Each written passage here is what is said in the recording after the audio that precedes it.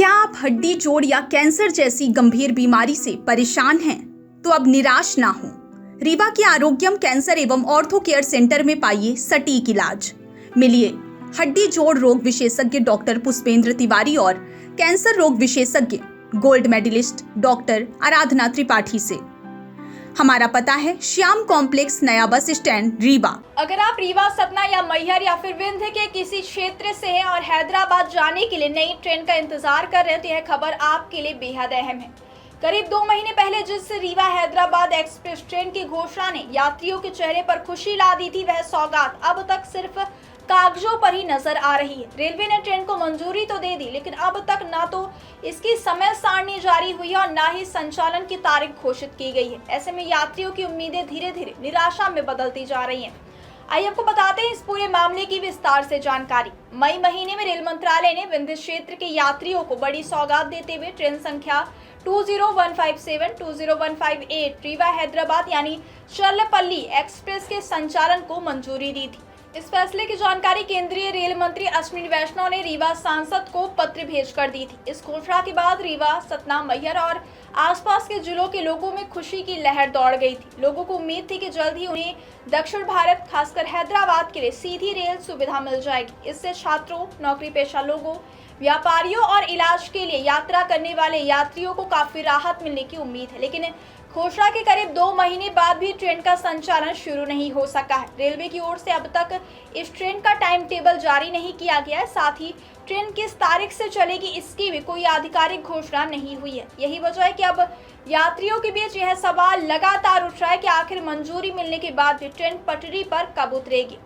इस बीच विंध्य क्षेत्र के रेल यात्रियों और कई सामाजिक संगठनों ने रेल मंत्रालय से जल्द इस ट्रेन का नियमित संचालन शुरू करने की मांग की है। यात्रियों का कहना है कि लंबे समय से रीवा से हैदराबाद के लिए सीधी ट्रेन की मांग की जा रही थी। तब लोगों को उम्मीद थी कि कुछ ही दिनों में सेवा शुरू हो जाएगी, लेकिन लगातार हो रही देरी से लोगों की उम्मीदों को झटका लगा है। यात्रियों का कहना है कि रेलवे को अब बिना और देरी किए इस ट्रेन की संचालन तिथि घोषित करनी चाहिए ताकि विंध्य क्षेत्र के लोगों को इस बहुप्रतीक्षित रेल सेवा का लाभ मिल सके। हालांकि रेलवे ने जून महीने में यात्रियों की सुविधा के लिए रीवा चर्लपल्ली स्पेशल ट्रेन का संचालन जरूर किया था, लेकिन वह भी केवल 4 ट्रिप तक ही सीमित रहा।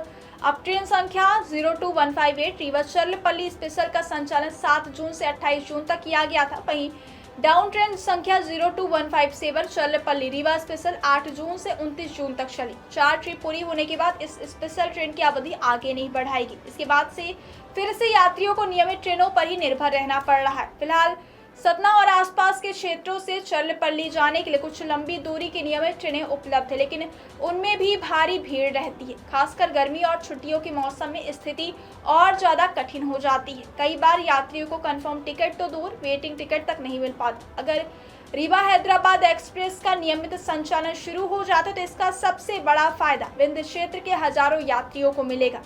इस ट्रेन से भोपाल, इटारसी, नागपुर और हैदराबाद की यात्री पहले की तुलना में कहीं अधिक आसान और सुविधाजनक हो जाएगी। जून से चलाई गई स्पेशल ट्रेन का ठहराव भी कई महत्वपूर्ण स्टेशनों पर रखा गया था। इनमें मैहर, सतना,